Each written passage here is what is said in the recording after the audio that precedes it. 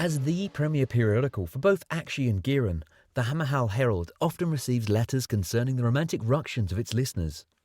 We have turned the thorniest of these over to our resident agony aunt Sylvastra, who has taken time from her heart-wrenching schedule as a priestess of Cain to plunge a sacrificial knife into your problems and rip the still-beating solution from your chest.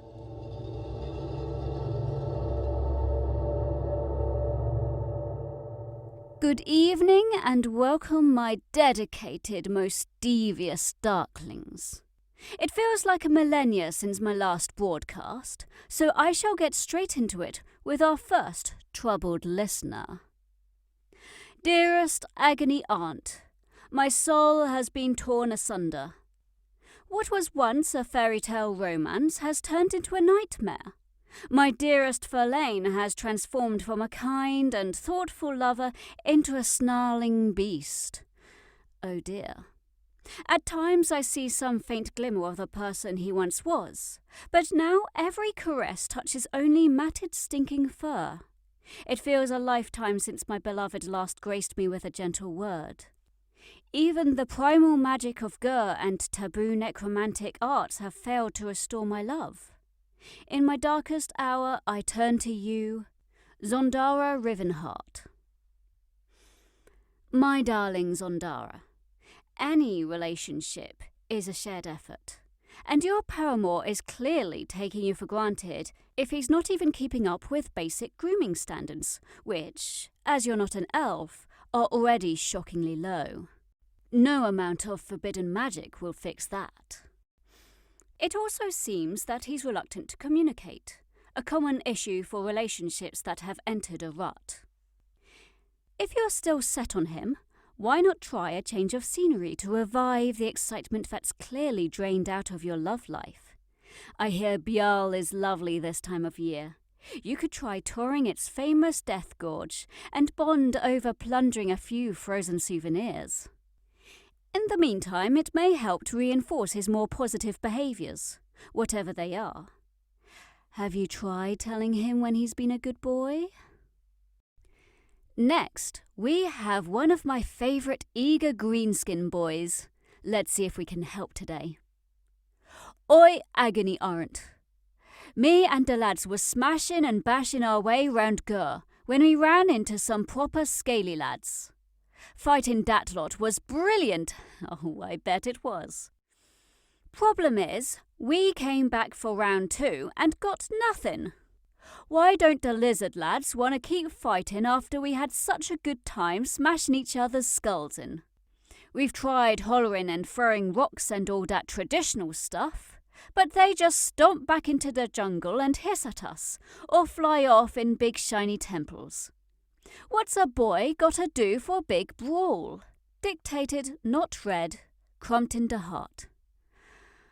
Oh, dearest Crumped, it's not you, it's them. This is a classic mismatch of expectations. You were looking for a long, grueling conflict, perhaps even a full campaign. But these Seraphim clearly thought they were in for nothing more than a casual skirmish. For the Saurus, fighting is just a cold-blooded duty, whereas for you orcs, it's a way of life. You deserve to find someone whose priorities are aligned with yours. Perhaps you could spark an eternal grudge with a fire slayer magma hold, or kick off an endless war against a lonely blood-bound tribe. Choices, choices. And finally, our last letter of the night from an anonymous red-blooded listener. Dear Matriarch of Supreme Anguish, I have found the one for me, a soul of terrible fury and fathomless wrath. We clashed in the slaughter pits of red ruin, and their bloodlust, their relish for combat, their sheer athleticism, it snatched the still-beating heart from my chest. Their full-throated roars of triumph still ring in my ears, yet I worry that they found my prowess in the arena lacking. I have taken many skulls for corn, but now I fear I may lose my head in this battle for the heart. May the blood of your adversaries flow freely, hearts for the heart god. Speaking as someone with decades of pit fighting experience, it takes more than passion, specifically anger in your case, to really perform. As a lowly human, you'll never achieve true mastery over the elegant art of aggression, a height reserved for the elven disciples of Cain. Still, that's no reason to leave your partner unsatisfied. Hone your skills with dedicated sparring and bring them to their knees. Or, more likely, perish in the attempt. If you feel truly unable to steal your intended's heart directly, perhaps you can win them over by offering someone else's? Freshly plucked, of course. Thank you, Sylvastra, our resident Agony aunt. Do keep sending your letters in.